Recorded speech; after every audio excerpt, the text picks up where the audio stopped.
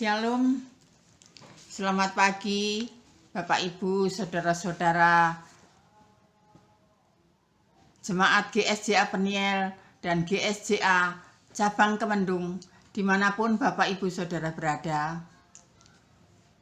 Bertemu lagi dengan saya dalam Mimbar Gemar edisi tanggal 28 September tahun 2022.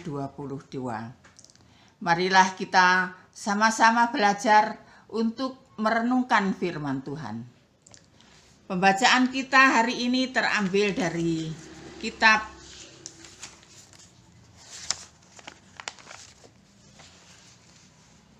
dalam Injil Markus pasal 7 ayat yang ke-24 sampai yang ke-30.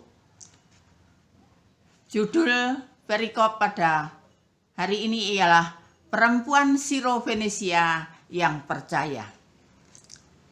Lalu Yesus berangkat dari situ dan pergi ke daerah Tirus.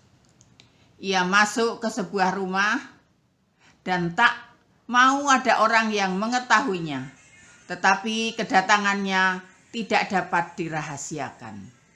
Ayat yang ke-25. Malah seorang ibu yang anak perempuannya kerasukan roh jahat segera mendengar tentang dia, lalu datang tersungkur di depan kakinya. Ayat yang ke-26, perempuan itu seorang Yunani, bangsa Sirofenisia. Ia memohon kepada Yesus untuk mengusir setan itu dari anaknya. Ayat yang ke-27, lalu Yesus berkata kepadanya, biarlah anak-anak kenyang dahulu, sebab tidak patut mengambil roti yang disediakan bagi anak-anak dan melemparkannya kepada anjing. Ayat yang ke-28, tetapi perempuan itu menjawab, benar Tuhan, tetapi anjing yang di bawah meja juga makan remah-remah yang dijatuhkan anak-anak. Yang ke-29, maka kata Yesus kepada perempuan itu, karena kata-katamu itu, pergilah sekarang sebab setan itu sudah keluar dari anakmu. Yang ke-30, perempuan itu pulang ke rumahnya, lalu didapatinya anak itu berbaring di tempat tidur, sedang setan itu sudah keluar. Amin. Bapak Ibu, saudara-saudara yang dikasihi Tuhan Yesus Kristus. Berbicara mengenai perempuan Sirofenisia. Pentingnya mujizat ini dan mujizat berikutnya adalah bahwa mujizat-mujizat itu terjadi di kawasan bukan Yahudi. Kemana Yesus pergi bukan hanya untuk menghindari bentrokan yang belum waktunya dengan orang Yahudi yang memusuhinya, tetapi pertama-tama untuk mendapatkan kesempatan menyendiri dengan murid-muridnya. Pelayanannya yang singkat terhadap orang-orang Yahudi juga menandai jangkauan yang universal dari Injil. Ayat yang ke-26. Perempuan itu diperkenalkan sebagai orang Yunani, bukan Yahudi. Dengan demikian, ada penyembahan berhala dan diperkenalkan oleh kebangsaannya sebagai bangsa Sirofenisia. Bapak Ibu Saudara yang dikasihi Tuhan, Sirofenisia adalah istilah yang dipakai untuk membedakan dari Libya Venesia atau orang Kartago. Orang Venesia ini berasal dari bangsa Kanaan. Karena itu, Matius 15 ayat yang ke-22 menyebutkan, maka datanglah seorang perempuan Kanaan dari daerah itu dan berseru, kasihanilah aku ya Tuhan, anak Daud, karena anakku perempuan kerasukan setan dan sangat menderita. Matius 15 ayat 22 menyebutkan demikian, kita tentu dapat bertanya, apakah dia orang kafir yang pertama-tama bertobat kepada Kristus? Ayat yang ke-27, jawaban Kristus yang tampaknya kasar terhadap permohonan perempuan itu bagi penyembuhan anak perempuannya tentu timbul dari kenyataan bahwa perempuan itu adalah orang asing terhadap perjanjian. Jawaban itu mengemukakan peri kasih karunia Allah yang berdaulat dalam pemilihan yang pada pandangan pertama sebagai sikap pilih kasih ilahi. Tapi pemilihan hanyalah cara Allah mengambil prakarsa dalam penyelamatan. Pemilihan khusus adalah suatu tingkatan menuju tingkatan yang lebih luas dalam rencana Allah. Bandingkan dengan Efesus 2 ayat 11 sampai yang ke-18. Allah bukanlah berusaha menyelamatkan sesedikit mungkin, melainkan sebanyak mungkin. Tingkatan yang lebih luas pada saat itu belum tercapai. Tapi tingkatan itu dibayangkan dalam perilaku Kristus terhadap perempuan Siro-Fenisia. Bapak, Ibu, saudara-saudara yang kekasih di dalam Tuhan Yesus Kristus, dalam ayat yang ke-20 dikatakan roti bagi anak-anak.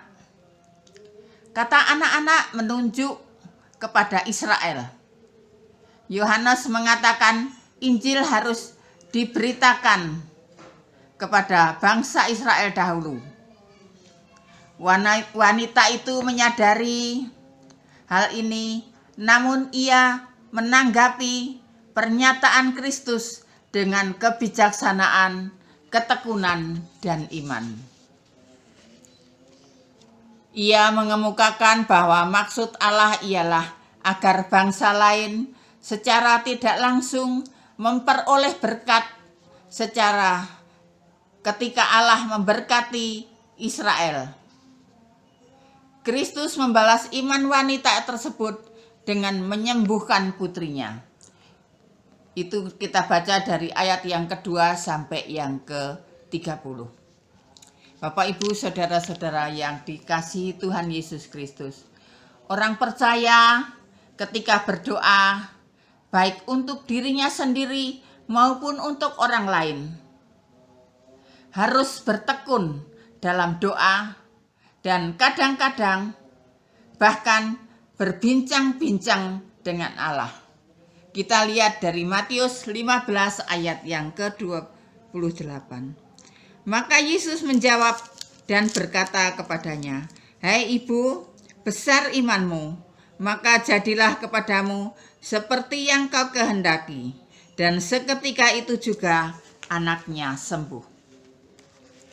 Bapak, Ibu yang dikasihi Tuhan Yesus Kristus, dalam ayat ke-28, jawaban perempuan itu menunjukkan dengan jelas kepercayaan dan kesungguhannya mengandung dua hal. Yang pertama, istilah anjing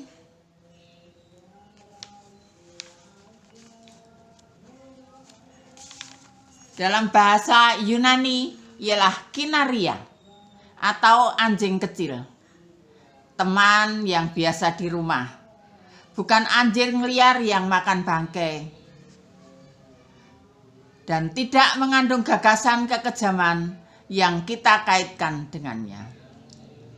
Ia menyetujui penilaian Tuhan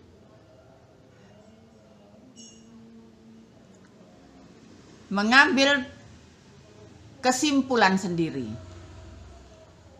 Yang kedua, kata Tuhan, biarlah anak-anak kenyang dahulu, menjadikan perempuan itu berharap bahwa gilirannya akan tiba baginya.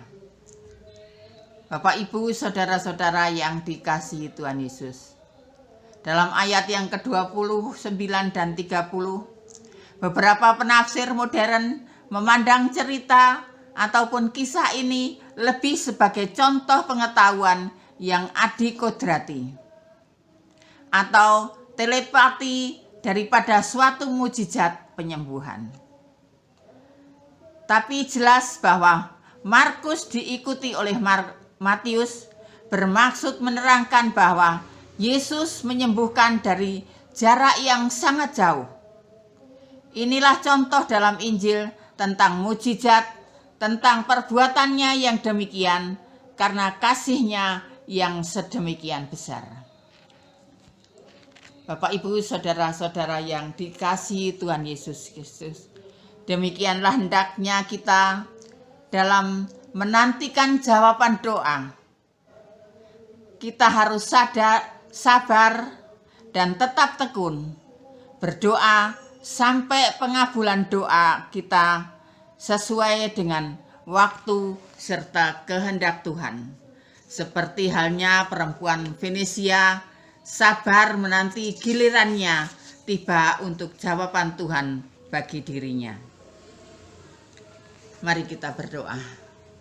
Tuhan, terima kasih atas pertolongan Tuhan, bahwa Tuhan selalu menolong, menjawab setiap doa yang kami panjatkan sesuai dengan waktu Tuhan, asal kami yakin, beriman bahwa Tuhan pasti akan menolong kami dan memberkati kami.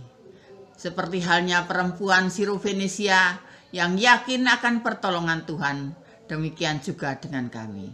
Terima kasih Bapa, dalam nama Tuhan Yesus Kristus kami sudah berdoa dan mengucap syukur. Amin. Selamat pagi, selamat beraktivitas, dan selamat bergemar. Tuhan Yesus memberkati.